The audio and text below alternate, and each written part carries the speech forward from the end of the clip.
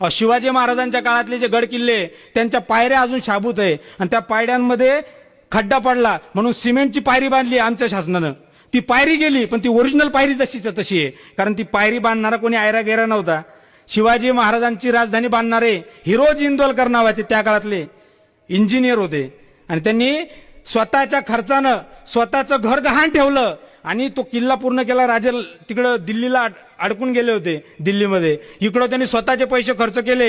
अरे कोण असा माणूस आहे म्हणतो आमच्या पगाराचा विचार केला नाही, स्वतःचं घर गहाण ठेवलं, रायगड बांधून काढला आणि जेव्हा राजदर्शनाला आले सांगितलं हिरोजी क्या बात है, काय मस्त तुम्ही स्वराज्याची राजधानी बांधली हो, तुम्ही काहीतरी माझ्याकडे मागणी करा, देऊन टाकतो तुम्हाला 2-4 गावं, तुम्हाला सरदारकी देतो. एखादा म्हणला असता आता पगार वाढवून द्या आहे की नाही, आता मला जरा चांगली एखाद्या महिन्याची सुट्टी द्या, विचारलं असतं ना, किंवा मला चांगली तुम्ही इकडची ही कोकण पट्टा पूर्ण देऊन टाका, मला राजा होऊ द्या तिथं. असं नाही, तो म्हणला राजे साहेब एकच प्रार्थना आहे, मी एक दगड बनवून आणलाय, दगड. ह्या महादेवाच्या तिथं जे महादेवाचं मंदिर आहे त्याच्या समोर मला तुम्ही तो लावण्याची परवानगी द्या फक्त. आणि ते दगड पायरीच्या ठिकाणी लावलेला आहे. महाराष्ट्रामध्ये 3 पायऱ्या महत्वाच्या आहे, 2 पायऱ्या पंढरपुरात आहे. पंढरपूरला गेले तर चोखोबांची पायरी आहे, भगवान पांडुरंगाचे भक्त.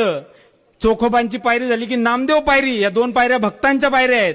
आणि तिसरी आहे राजांची पायरी आमच्या, जिथं हिरोजी इंदोलकरांनी ते लावलंय आणि त्या दगडावरती लिहिलेले अक्षर आजही शाबूत आहे, जाऊन वाचून पहा. त्या दगडावरती त्यांनी कोरून ठेवलेलं आहे, सेवेचे ठाई तत्पर हिरोजी इंदोलकर. बस एवढीच मागणी केली. काय लोक होते एवढी.